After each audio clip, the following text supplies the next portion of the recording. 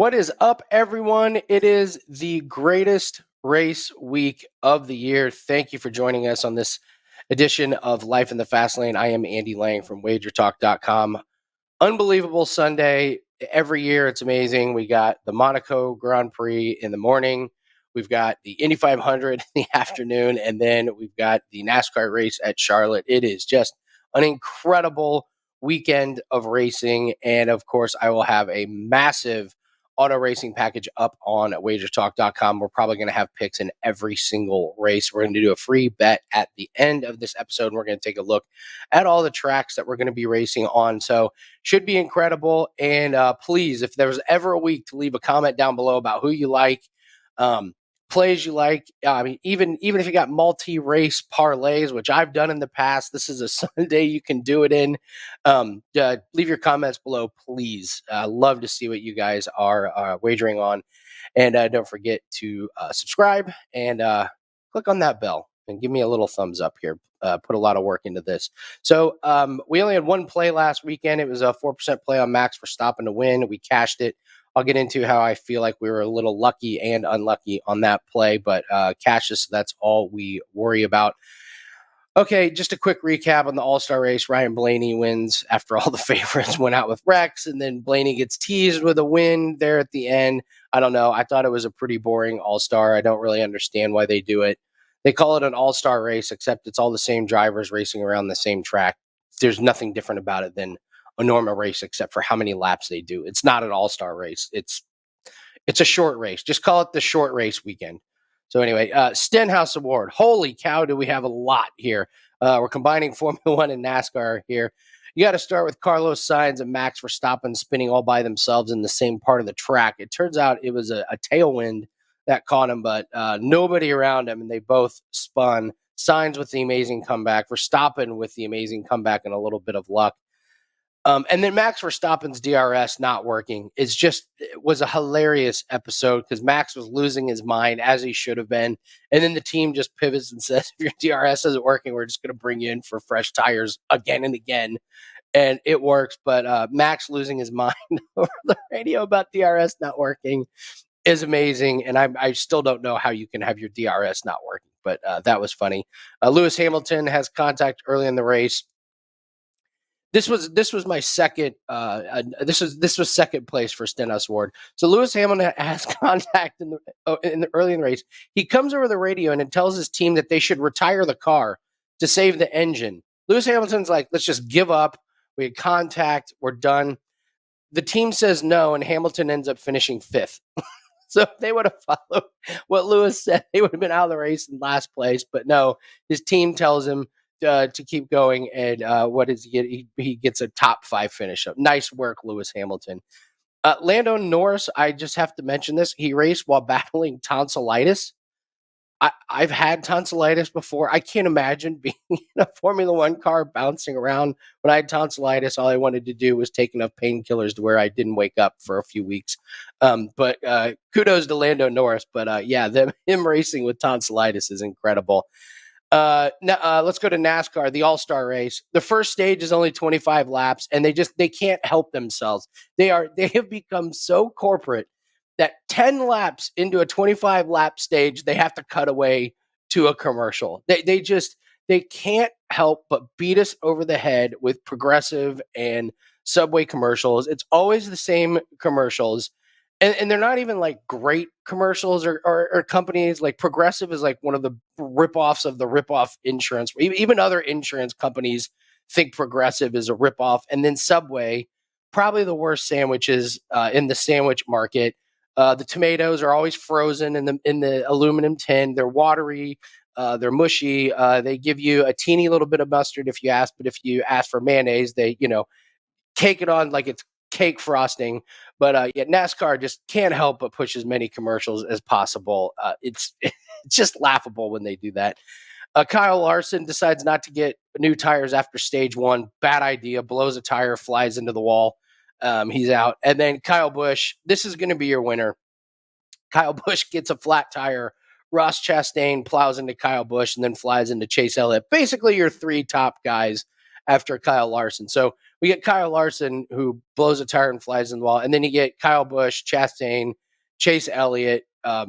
Just the top three favorites are all of a sudden out on one race, and then you get a classic Kyle Busch throwing a temper tantrum after he's out of the race. There's nobody throws a temper tantrum in their post crash interview than Kyle Busch. I mean, it's a one driver Hall of Fame on throwing a hissy fit and just pouting like a little kid. So shout out to Kyle Busch for the flat tire. So all right, let us start with NASCAR. We're going to do the Coca-Cola 600. This is a cookie cutter track in Charlotte.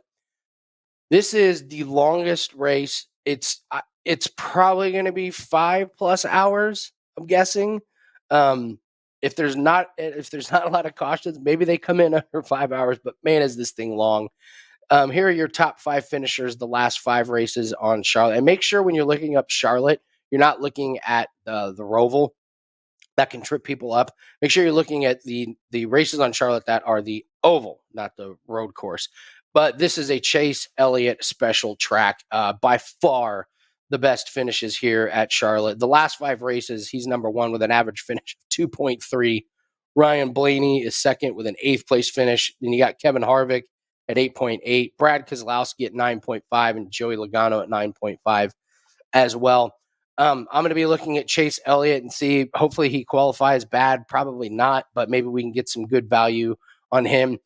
Blaney, as our good friend Steve Merrill always says, Ryan Blaney, he's going to run good. It's just, can he finish? Can he avoid the big mistake? So we'd be looking at him. He did win the All-Star race, so great for him. But let's be honest, it was because the favorites all went out there. I think that Brad Keselowski stat of 9.5 could be a little bit deceiving. His car is not nearly the same. And then Joey Logano, talk about all or nothing. Either they nail their setup and he's a top 3 car, or they don't nail it and they can't make any in-race adjustments, and he's not even a top 20 car. So Joey Logano has become almost unbettable for me, because you just don't know what you're going to get. So as far as the race at Charlotte, look for a long green laps. The track is going to change because they start out in day, and most likely it's going to end at night. And so you're going to see track temperatures change. So it comes down to some crew chiefs and some of these last pit stops. So the last couple pit stops that they make are going to be the big times where the crew chiefs can adjust the car for the night. And the ones that do that the best are going to have the advantage. So Gibbs has been running really, really good. So I think you've got to look at these Gibbs cars. I know Kyle Busch went out last week, but he was dominant. So he's going to be on your betting list. So I'm fully expecting the books to give us Chase Elliott versus Kyle Busch to really frustrate the top 2 guys that I want to bet on this week. So it's a long race. It should be a little bit interesting, but honestly, if you don't want to watch the whole thing, just watch the last 200 miles, and that'll give you everything you need to know about that. So, all right, that's Charlotte. Let's move on to my hometown, the race that I grew up with, the Indy 500. Fun fact, Chip Ganassi's personal chef for that team is friends with my family, and whenever he comes into town, he stays at my mom's place. So shout out to him. He's an awesome guy. So is Chip Ganassi. And speaking of which, let's go down a couple of guys that I think you should keep your eye on. Scott Dixon is obviously the favorite. Fastest pole position speed ever at Indy at over 234 miles an hour. Boy, he's a favorite for a reason. The speed is incredible. Will Power, the points leader, obviously you got to look at him, but he's just not great at this track. He doesn't have really good finishes. I don't think he has any top 5s. I have to look that up. I'm going off the top of my head. Jimmy Johnson, this will be an interesting one. This is his first Indy 500. So you would automatically think, well, he's probably going to struggle. But he raced at Texas earlier this year, which was on an oval, and he finished 6th. So he's struggled at these road courses, but he's coming from NASCAR, a lot of ovals, of course. And so his oval earlier this year, he had a really, really good finish. So I would be hesitant to fade Jimmy Johnson. Shout out to my buddy Dan, who follows Indy cars way more than I do, said he expects a really good one from Jimmy Johnson. And then, of course, we got Helio Castroneves trying to win and try and put another win underneath his belt, try to become the leader in wins at the Indy 500. But overall for the race, what you see is a lot of drafting. You almost don't want to be in the lead with 7, 8 laps to go. If it's a close race, that you don't want to be there because the guy in second place or third place can just ride behind you, catch the draft on the second to last lap or the last lap and blow by you. So there's a lot of pit strategy that happens at this race. And so what you see is a lot of guys that start in the middle or even the back of the pack can easily work their way through. Marcus Ericsson does this really well, and he leads the IndyCar series in places gained because he has trouble qualifying sometimes, but can blow through the field. I think twice he's passed 10 cars. I was reading an article about that. So keep an eye on guys like that. Um, Obviously, the top guys in qualifying are the ones to look out for, but don't be surprised if you have someone like a Graham Rahal or someone from the back that ends up in the front, because pit strategy can be everything. If you get lucky on the fuel mileage, you can go from the back of the pack to the lead real quick late. So it's a tough race to handicap because there's a lot of variables, but the big names should be there. Look for a couple of dark horses to sneak into the top 10 that start in the back of the pack, and possibly a really good live betting race. You might look at the guy that's in second or third place with 10 laps to go, and you might be able to snag a really nice plus money winner on that. So Indy 500, man, near and dear to my heart. I grew up with it. I have partied a couple times in the infield. We'll leave it at that. So there was one race where I didn't see a lap.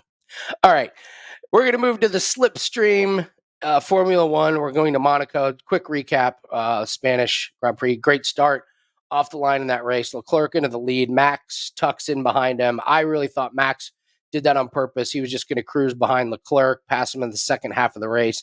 Instead, Sainz spins, and then Max spins in the same part of the track. I mean, Leclerc has an easy win.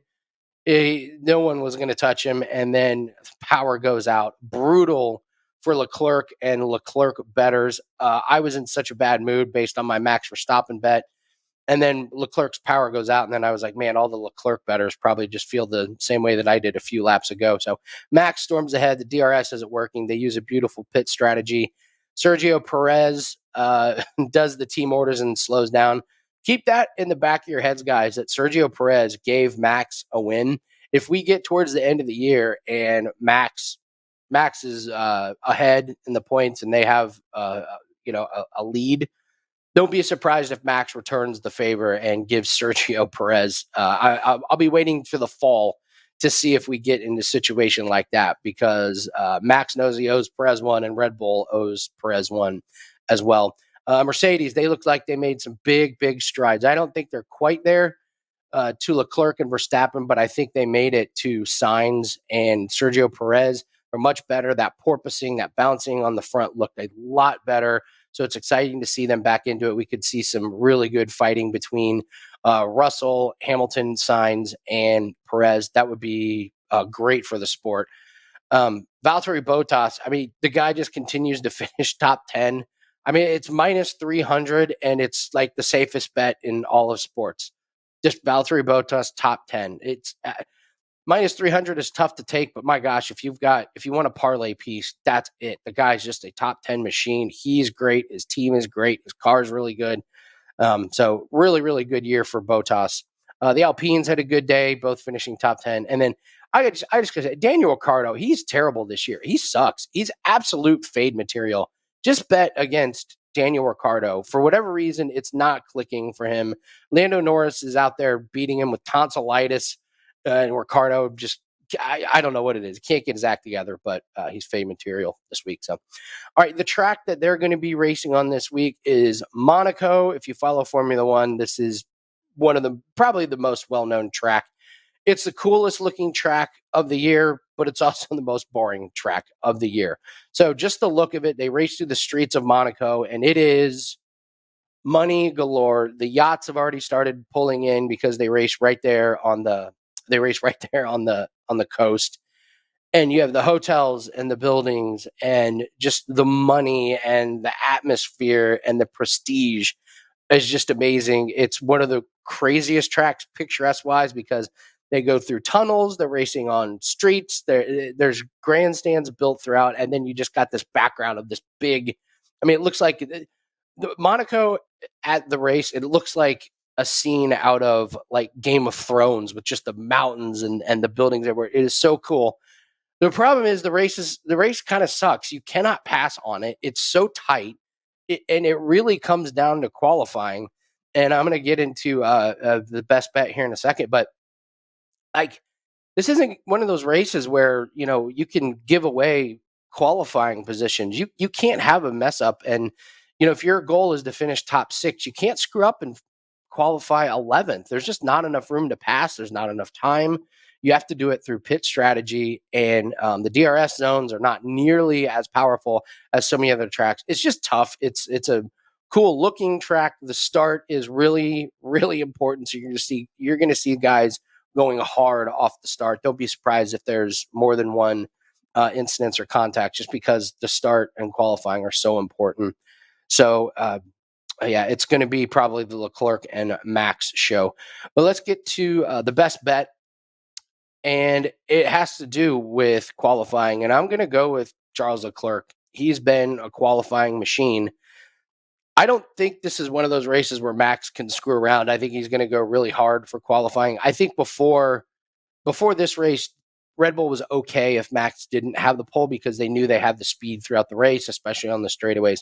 But Leclerc has been really good in practice, and he's been great in qualifying.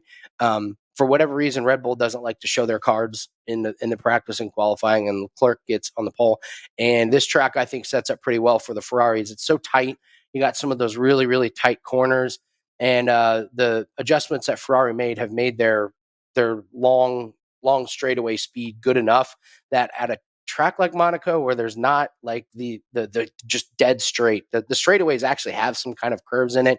You got that huge chicane that throws everybody off. I think this just sets up really well for Leclerc to run really good on some of his outlaps. So I would expect Leclerc to once again grab a pole. He's been on the pole the last few races. So that's the best bet. Charles Leclerc, fastest in practice. So it's going to be a crazy Sunday. It's one of my favorites. I get up every Sunday on before Monaco and have a couple Bloody Marys, and then the Indy 500, then NASCAR. So should be a good one, and expect a good amount of wagers, probably the most I'm going to have over a weekend, just because we got these 3 races that I feel really good about. All those picks can be found on WagerTalk.com. Don't forget to leave your comments at the bottom, like and share, please. It really helps us out. Shows WagerTalk that the racing community is strong here at WagerTalk. So thanks everybody for joining us. Let's have an incredible race weekend, and we will see you next week on Life in the Fast Lane.